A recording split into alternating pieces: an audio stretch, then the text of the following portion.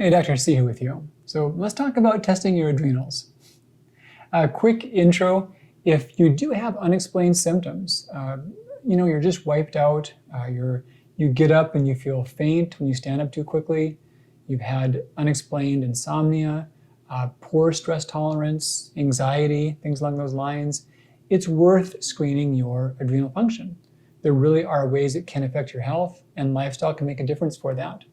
The easiest first step you can do is just take the free quiz on adrenalquiz.com.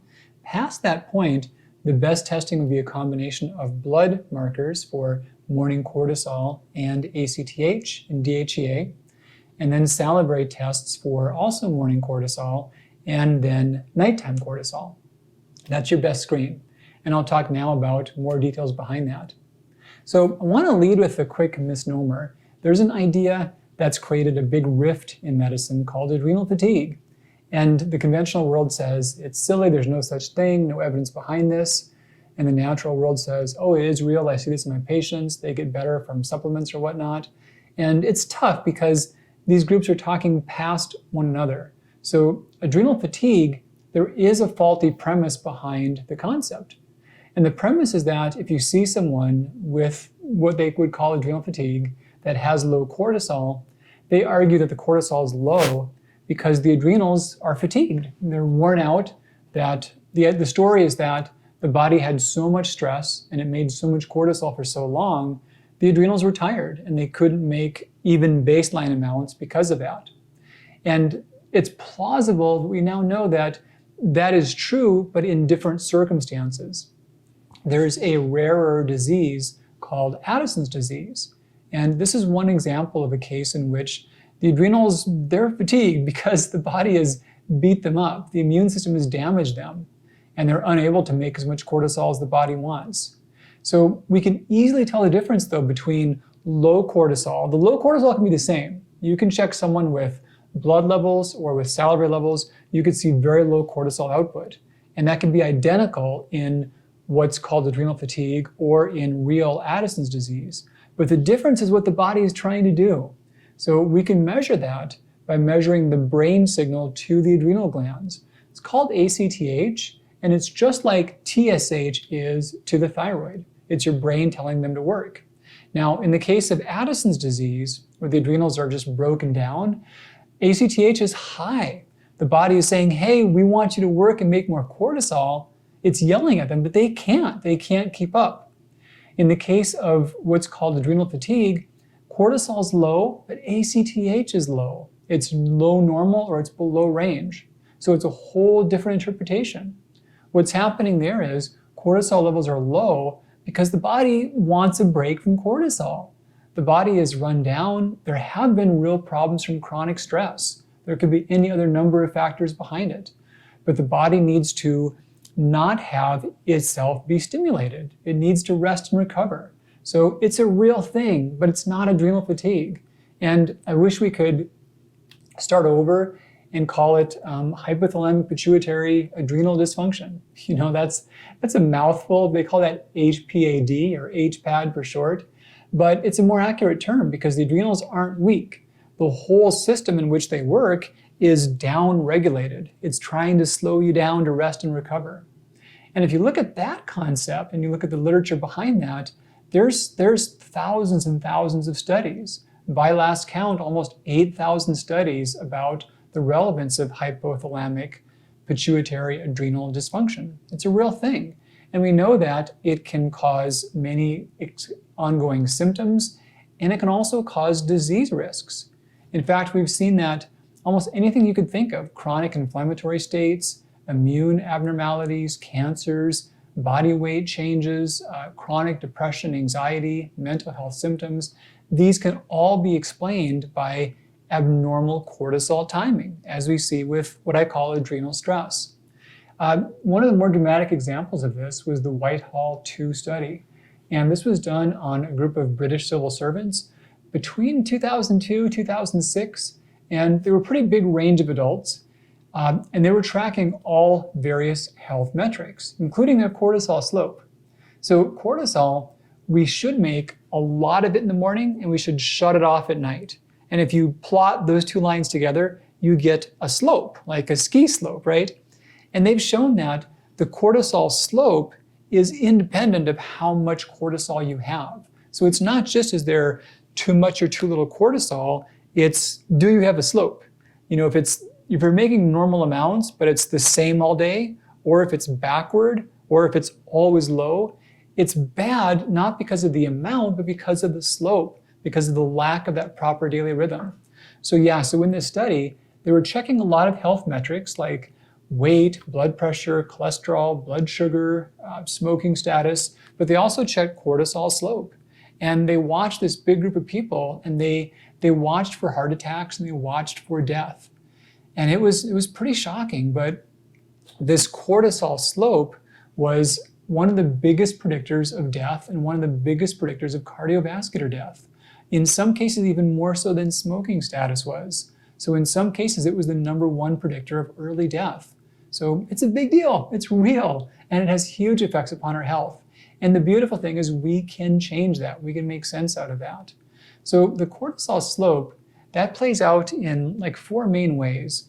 When you're healthy, I've called this thriving, you've got that high morning, low nighttime, good curve. And there's some variation to that, there's some normal range for fluctuation. The next stage is to where the chronic stress response is setting in and it's always higher. I've called that the stressed stage. Then we think about to where the slope becomes backward. It's lower in the morning and higher at night. I've called that wired or tired. And then we have the slope where it's always low, and I've called that crashed in my work. Now, there are legitimate debates as to whether it unfolds in a stepwise fashion just like that. Someone can have hypothalamic pituitary adrenal stress, and maybe they don't start at stage 1, maybe they start at stage 3. So it seems that the cycle, the sequence is not cut in stone, but all those examples of bad cortisol slope, they are predictors of really bad health outcomes. And they're things that can be really straightforward diagnosed. So we differentiate those from adrenal diseases. And Addison's is the most common one that causes the adrenals to make too little hormone. There are some that cause the glands to make too much. That can include tumors on the adrenals, that they don't stop working when they're told not to work, they just keep on going. Or we can see congenital adrenal hyperplasia, where someone was born with too much adrenal tissue. And then we have Cushing's disease, Cushing's syndrome, where there's excess cortisol from taking it or from the body making too much. And then we have pheochromocytoma. That's a situation where there's tissue like adrenal tissue, but it's not where it's supposed to be. It's elsewhere. And you can readily make sense of these things by looking at the serum cortisol patterns from the blood and the serum ACTH patterns. It's too common that people will just look at cortisol and assume the body can't make it. But again, by looking at ACTH, you can tell that difference. I'll include a table in the blog post you can just glance at to see how that plays out. So when should you test your adrenals?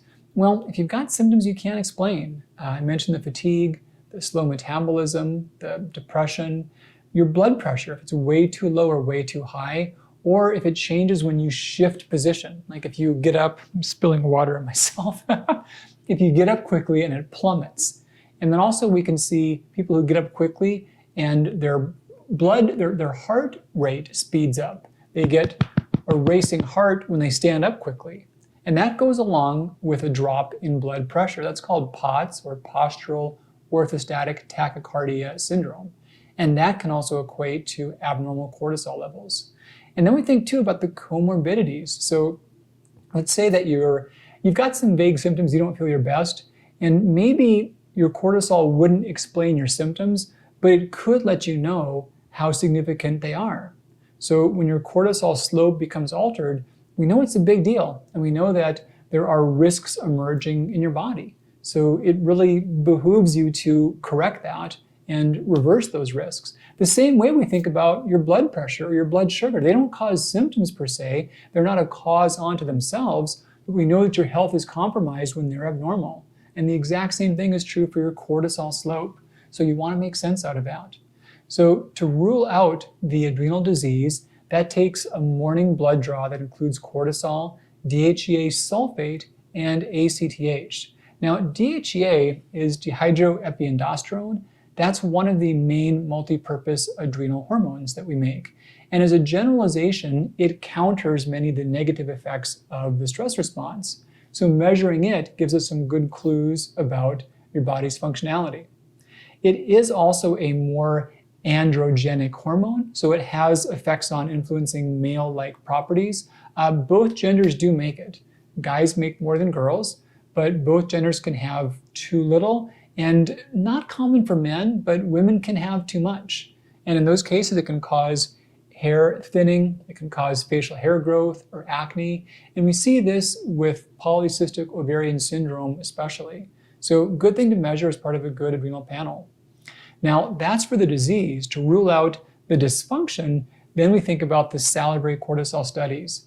And most of the kits that check salivary cortisol, they check it at 4 intervals. That's fine. Honestly, it's the morning and midnight that make the most difference, but many kits will also measure it about noon and about mid-afternoon. So yeah, I think I've not really seen kits that just do 2 that are more cost effective. We looked at this not too long ago in the lab that we use. It was the same price to check 4 samples. So you may as well do that when it's available, but really it's the morning and the midnight that we need to look at that cortisol slope.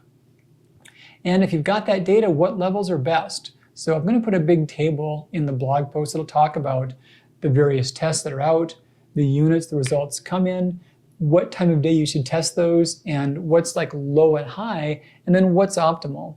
There's some cases where low and high, that's all there really is, and there's not anything other than that. But some cases, optimal is more narrow. And some of this can differ per gender and also per age quite a bit. So good thing to think about that. And then last off, well, what do you do if it's not normal? You know, I'll give you a link to some other blog posts, but the generalization is that this is something you can fix. Now, if you discover that you've got Addison's, Cushing's syndrome, pheochromocytoma, these are medical conditions, and some take surgery, some take ongoing care. But when it's not that, when it's more so this HPAD thing, you can fix this, and you can fix this promptly. We see that people commonly can go from the worst levels to the best levels in just a couple of months. The general ideas are, getting light exposure, sunlight exposure in the morning. It's about a half an hour of sunlight within your first hour of being awake. Getting quality protein in the morning. Also in that first hour, getting at least about 22 or more grams of complete protein. So easy trick is spend some time outside, have your shake, do some reading, do something inspirational, and let that be part of your magic morning ritual. And then nighttime, we can reverse some of that. So you want some good healthy carbohydrates with your evening meal. Cortisol, it's a glucocorticoid. That means it's a blood sugar regulating hormone. And if you don't have any food that you can make into good blood glucose, you have to break down your muscle tissue to make blood glucose. And glucose and carbs overlap, but not perfectly. There's some things like fruits that are higher in fructose that are okay foods, but they're not sources of glucose. And a lot of processed carbs are also not rich sources of glucose. So for glucose, we think about vegetable starches, squash, sweet potatoes, regular potatoes. We think about intact whole grains. We think about legumes as being the main ones. So you want some glucose at night, and then you want to reverse that light exposure at night. So give yourself a good hour's break of bright light between when you wind down your evening and when you want to go to sleep.